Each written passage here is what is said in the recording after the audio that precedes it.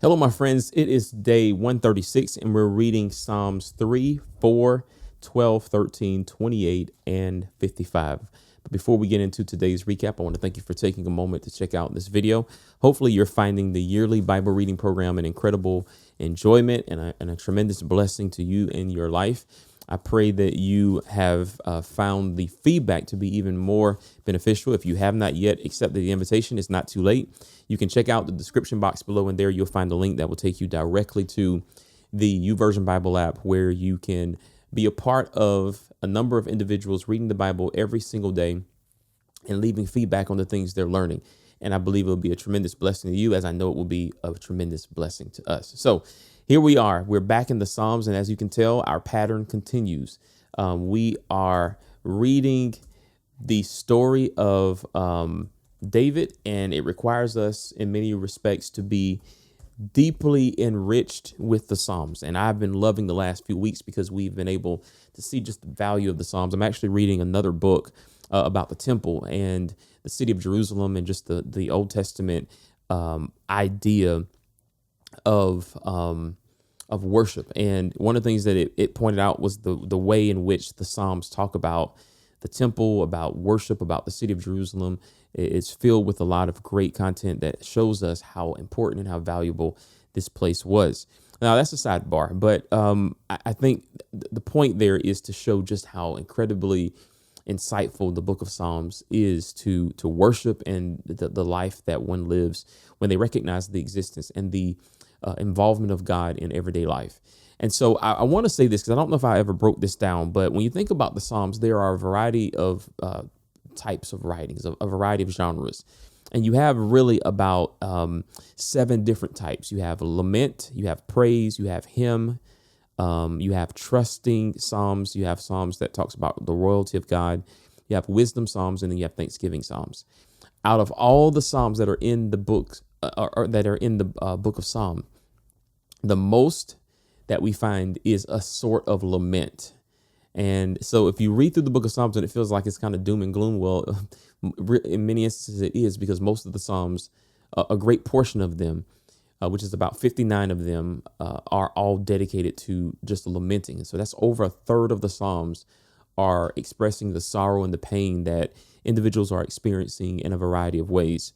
The other largest component of it is praise. So you have a mixture of a great portion of it is dedicated to lamenting or mourning, if you will, and then another great portion of it is dedicated to thanks, or praise, should I say? Praise. And then the rest are divvied up with less of a high representation. But this is all important because we're getting a good dose of reality in the Psalms, and this is what we see.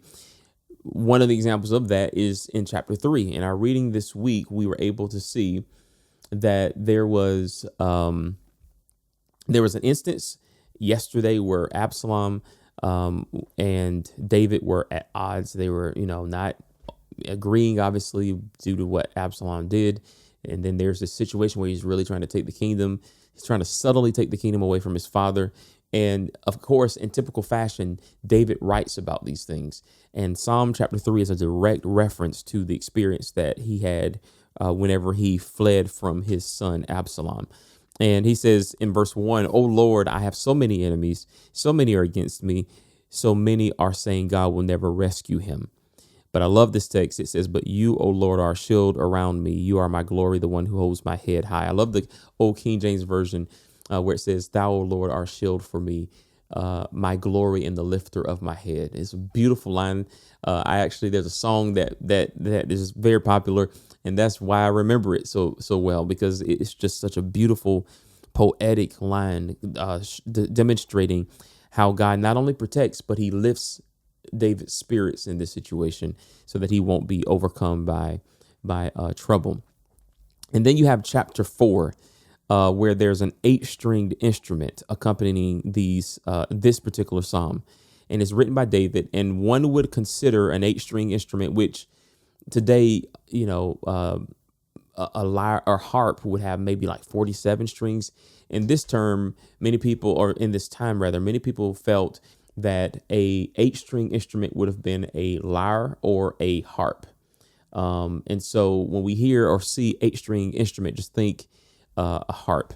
And one of the things I love here is David in his psalm, he says, don't sin by letting anger control you. Think about it overnight and remain silent. Offer sacrifices in the right spirit and trust the Lord. And you can see he's saying this in the middle of talking about how people are trying to get at him, ruin him. They're making baseless accusations. And he's like, listen, don't sin by letting the anger that comes from these kinds of situations control you. In other words, if you can think about it this way, he's saying, don't let other people's actions lead you to sin. And I in a different context, I had an older gentleman who was very mature in the faith tell me that one time whenever he saw me in an environment where I was obviously being influenced by other people, not provoked by anger, but I was just being influenced by their behavior and by their example. And I remember him pulling me to the side out of respect to the person that was doing this, because at this time this was a leader and it would have been probably inappropriate to say what he said to me in the presence of that person, or even just out loud, right? But he just pulled me to the side and taught me a leadership lesson. He says, never let the behavior of someone else influence you to sin. And I knew exactly what he was meaning, what he meant when he said it, because I was able to see how that person's actions was causing me to probably act out of character, right? Great lesson. One of the greatest lessons I've ever learned from any person regarding just, how to handle what I might consider to be peer pressure or just pressure or the influence of other people in general. So that was a jewel that David gives us in chapter 4.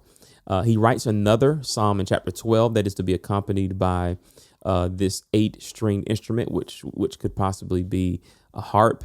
And one of the things he says here, as he's pleading to the Lord about some things that he's enduring, he says in verse 1, the faithful have vanished from the earth. Neighbors lie to each other, speaking with flattering lips and deceitful hearts. So you can see that he's feeling like things are just falling apart. There's nothing that can be trusted, nothing that is reliable. Nothing seems to be as it should be.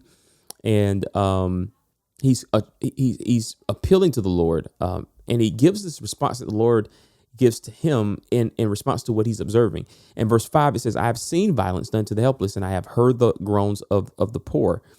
He says, now I will rise up to rescue them as they have longed for me to do. The Lord's promises are pure, like silver refined in a furnace, purified 7 times over. Therefore, Lord, we know you will protect the oppressed, preserving them forever from this lying generation. Even though the wicked strut about and evil is praised throughout the land. He's saying, listen, God is demonstrating that he sees everything, and he's not only just watching, but he's going to respond according to what he's observing. And this should be a consolation that anytime we find ourselves seemingly living at the bottom of the totem pole or being maybe mishandled, we should understand that, listen, this is the biggest thing. We should understand that, firstly, our God, whom we trust, is real. And secondly, because he's real, he cannot allow these kinds of injustices to occur forever. So what does he do? He comes in, he rescues us. And that's the way that psalm actually depicts God. It's a beautiful way of expressing the salvation of the Lord. In chapter 13, we find that David writes another psalm. Interesting how much seemingly this trouble with his son is leading to his writing, if you will, where he's pleading with God. And I think this is something to make note of, because if David is not willing to go after his son in ways that he might have gone after other individuals, right? Because we know David was a military man. He was a violent man at times. He could hold his own. He never had an issue, holding his own.